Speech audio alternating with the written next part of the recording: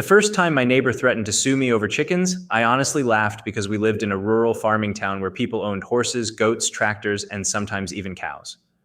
So hearing somebody complain that 6 quiet hens were destroying the luxury atmosphere sounded completely ridiculous. But 3 months later, those same people lost thousands of customers after the entire county discovered what was really happening behind the scenes at their expensive winery. And trust me, nobody cared about the wine anymore. My name is Luke Bennett, and I inherited a small family property from my grandfather just outside a tourist town, known for vineyards, wineries, and farm resorts. The land was not huge, but it meant everything to my family. Grandfather raised chickens there for over 40 years, and when I took over the place, I kept the tradition alive. Nothing crazy, just a small clean coop with 6 hens, fresh eggs, and a peaceful little setup near the back fence. Most people loved it tourists. Driving through the area would sometimes stop and buy eggs from the roadside. Stand kids waved at the chickens through the fence life. Stayed simple, quiet, and honestly pretty great. Then a luxury winery opened on the neighboring property. The owners were a wealthy couple named Brent and Vanessa Coleman. And from the moment construction started, you could tell they thought they were above everybody else in town. They built giant stone gates, expensive fountains, imported landscaping, and huge outdoor tasting areas designed for rich tourists from the city. At first, I did not care because their land was theirs and mine was mine. But the second their winery officially opened, problems started immediately. Before this story gets completely insane, make sure to like and subscribe to Karen Stories Daily because what began as a fight over harmless chickens ended up exposing one of the biggest local scandals our town had ever seen. Now here is the important part. My chickens were fully legal. The county allowed small livestock and poultry on agricultural properties, which mine officially qualified as I checked every regulation carefully before expanding the co-op after inheriting the place. Everything followed the rules perfectly, but Brent and Vanessa hated the idea of chickens existing beside their luxury vineyard experience. Vanessa especially acted like my hens personally offended her. One afternoon, she walked directly onto my property wearing expensive white clothes and giant sunglasses, then told me the chickens made guests feel uncomfortable because they created what she called low-class farm energy.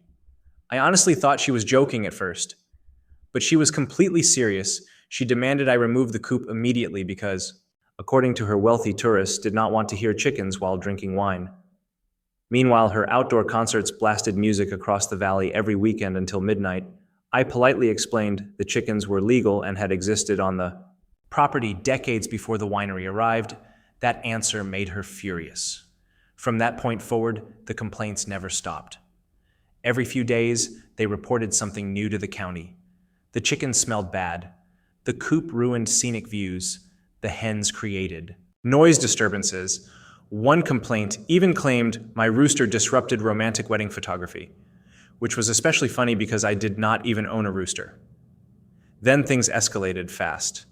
One morning, I opened my mailbox and found legal papers inside. Brent and Vanessa were officially suing me, claiming my chickens damaged their winery business and caused emotional stress to guests, emotional stress because of chickens. The lawsuit became local gossip almost instantly because everybody in town knew how absurd it sounded. Most farmers laughed about it openly at diners and feed stores. But Brent and Vanessa clearly believed their money and influence would pressure me into giving up. What they did not realize was my grandfather had prepared me for people. Exactly like them, he always said rich folks moving into farm towns eventually forget where their food comes from. And honestly, he was right. I hired a local attorney who immediately confirmed the lawsuit looked ridiculous, but fighting legal battles still costs money and time, and Brent clearly expected me to fold under pressure. Instead, I decided if they wanted attention so badly, I would help them get it. Not through lies, not through revenge, just through the truth. Because while their winery acted luxurious on the surface, locals already knew certain things about the place that tourists did not. For example, the organic vineyard experience they constantly advertised was not exactly honest. Several nearby farmers complained privately for months about chemical runoff after storms workers whispered about sanitation shortcuts during busy weekends, and employees constantly quit because management treated them horribly, but nobody talked publicly because the winery brought tourism money into town until the chicken lawsuit changed everything. Suddenly, people started paying attention.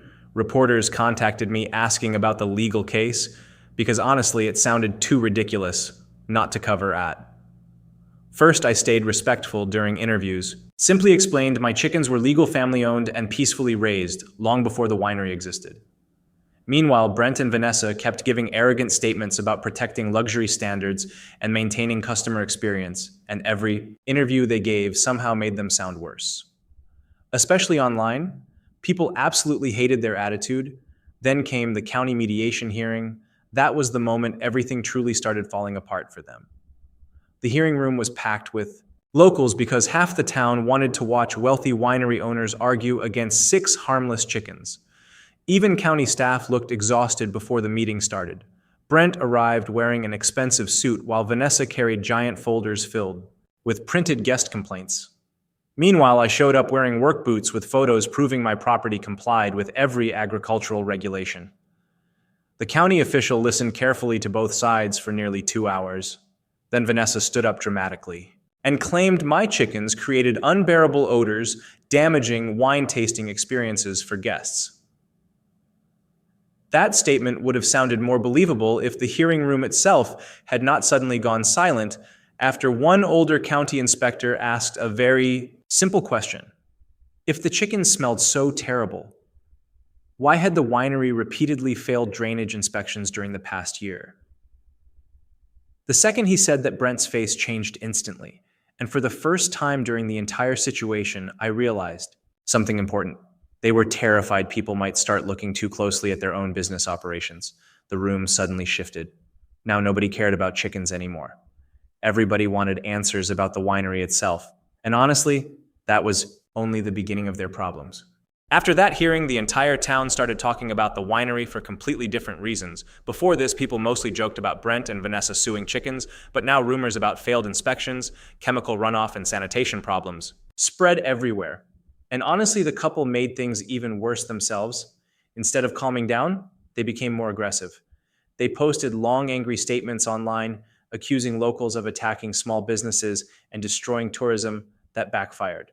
Immediately, because everybody knew they were wealthy owners, pretending to be victims after suing a guy over 6 hens. Meanwhile, county inspectors suddenly started appearing at the winery more often. Apparently, once those old inspection reports got mentioned publicly, people higher up wanted another look at things. And what inspectors found was not good. One former employee contacted local reporters anonymously and revealed workers were often pressured to skip proper cleaning during large wedding weekends because management cared more about appearance than actual sanitation. Then another employee shared screenshots of managers joking about hiding certain issues before inspections. The story exploded fast.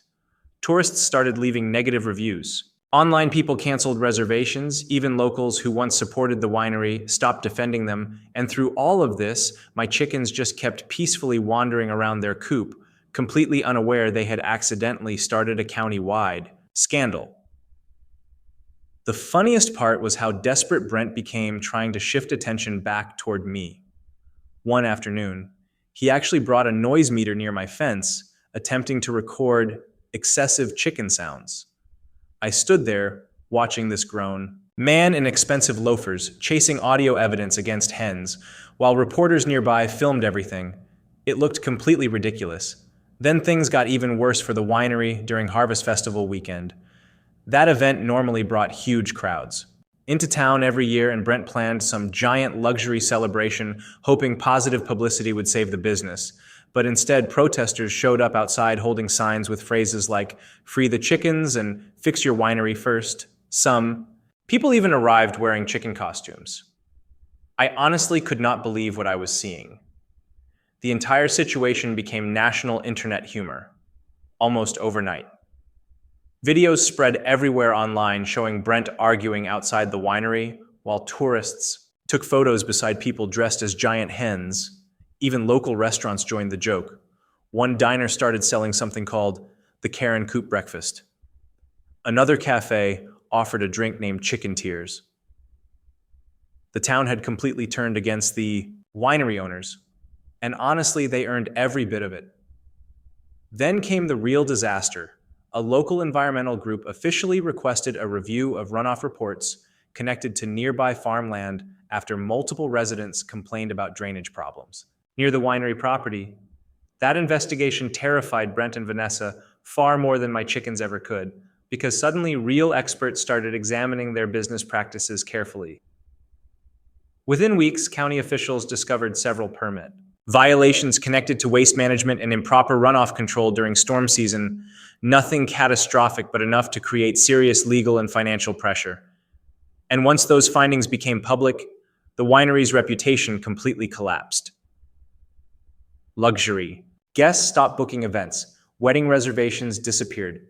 Influencers who once promoted the place quietly deleted photos and sponsorship posts. The expensive image Brent and Vanessa spent years building started falling apart in front of everybody. Meanwhile, reporters kept contacting me, asking how I felt about becoming the chicken guy who destroyed a winery. Honestly, I always gave the same answer: I did not destroy anything. They did it to themselves the second they decided bullying harmless farmers was more important than running an honest business. And the craziest part is, if they had simply ignored my chickens, none of this would have ever happened.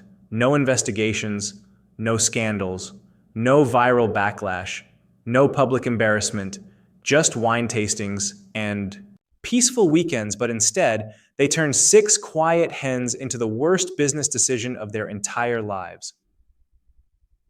By the end of that year, the winery looked completely different from the place Brent and Vanessa proudly opened just months earlier.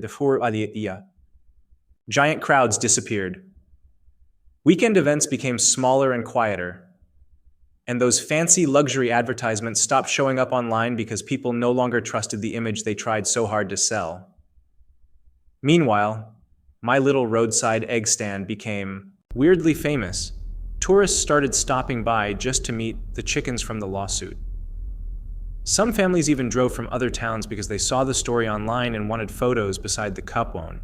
Kids showed up wearing a shirt that said Team Chicken, and honestly, I nearly laughed myself to death. Seeing that, the funniest part was how calm everything felt on my property compared to the chaos happening next door. My hens still wandered peacefully around the yard every morning, exactly like they always had. Nothing changed for them. But everything changed for the winery owners. Eventually, Brent and Vanessa quietly dropped the lawsuit completely after realizing they were losing public support. Faster every single week. No apology, no accountability, just silence. And honestly, by that point, nobody even cared anymore because the town had already made its decision about them. The county also forced the winery to spend a huge amount of money fixing permit issues, drainage systems, and operational problems discovered during inspections. So the same lawsuit they thought would pressure me into removing chickens ended up costing them far more than they ever imagined. One afternoon, months later, I saw Brent standing alone near the vineyard fence, looking exhausted, completely different from the arrogant guy who first threatened legal action over farm energy. For a second, I almost felt sorry for him. Almost. Because then I remembered how easily they tried to destroy a small family property just because my chickens did not fit their luxury image, and honestly, that still says everything about the kind of people they were. The best part, though, was what happened during the next county harvest festival, instead of inviting the winery to headline. The event organizers asked me to bring my chickens for a family-friendly farm. Booth kids fed them safely while parents laughed hearing the story. And standing there watching families smile around the same hens, people once called a public nuisance, felt better than any revenge ever could, because sometimes the truth wins. Without you needing to fight dirty, all you have to do is stay calm while arrogant people expose themselves. My grandfather used to say, real farming teaches patience, because storms always reveal weak foundations eventually, and after everything that happened, I finally understood exactly what he meant. If you enjoyed this story from Karen Stories Daily, make sure to like, subscribe, comment, and share this video and tell Me, honestly, would you have fought back sooner or stayed patient like I did?